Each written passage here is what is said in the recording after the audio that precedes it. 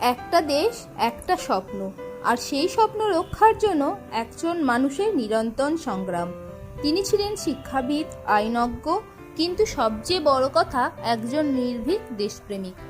আজ আমরা জানব শ্যামাপ্রসাদ মুখোপাধ্যায়ের জীবন সংগ্রাম এবং সেই রহস্যময় মৃত্যু, যা আজও প্রশ্ন তোলে ভারতের রাজনৈতিক ইতিহাসে। 1901 সালে 6ই জুলাই কলকাতার এক উচ্চশিক্ষিত সম্মানিত পরিবারে জন্ম নেন শ্যামাপ্রসাদ। তার পিতা আশুতোষ মুখোপাধ্যায় ছিলেন এক কিংবদন্তি শিক্ষাবিদ। ছোটবেলা থেকেই শ্যামাপ্রসাদ ছিলেন মেধাবী, শৃঙ্খলাবদ্ধ এবং জাতীয়তাবাদী চিন্তাধারায় বিশ্বাসী। প্রেসিডেন্সি কলেজে তিনি ইংরাজিতে প্রথম শ্রেণীতে প্রথম হন। এরপর আইন এবং ব্যারিস্টারি করতে যান লন্ডনে। মাত্র 33 বছর বয়সে তিনি হয়ে ওঠেন কলকাতা বিশ্ববিদ্যালয়ের উপাচার্য, সবচেয়ে কম বয়সী। এখানেই তার পরিচয় ঘটে রবীন্দ্রনাথ ঠাকুরের সঙ্গে।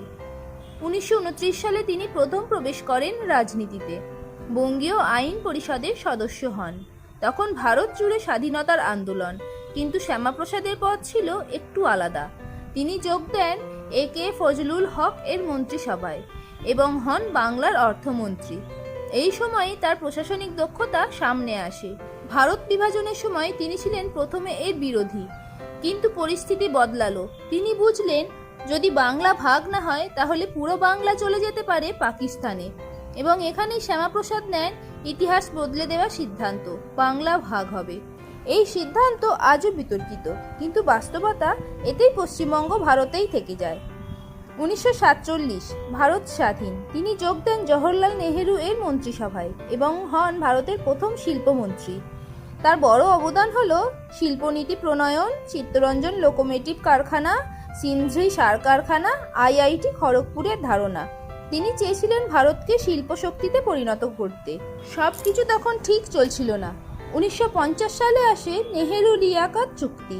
পূর্ব পাকিস্তানে হিন্দুদের ওপর অত্যাচারের প্রতিবাদে শ্যামাপ্রসাদ সরাসরি বিরোধিতা করেন এবং এক সাহসী সিদ্ধান্ত, তিনি মন্ত্রিসভা থেকে পদত্যাগ করেন।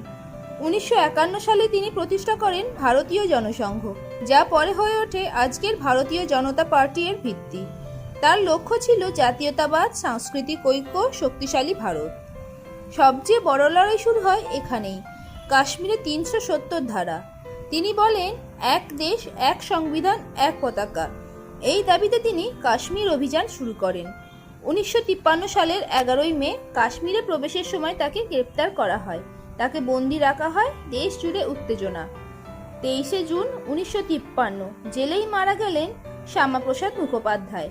কিন্তু প্রশ্ন আজও রয়ে গেছে, এটা কি স্বাভাবিক মৃত্যু নাকি রাজনৈতিক ষড়যন্ত্র?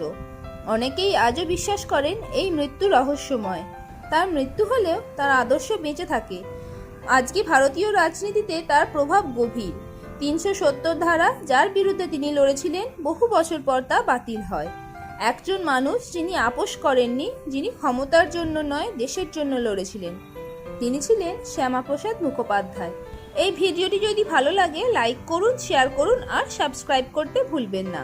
আপনি কি মনে করেন তার মৃত্যু কি সত্যিই রহস্যময়? কমেন্টে জানাবেন।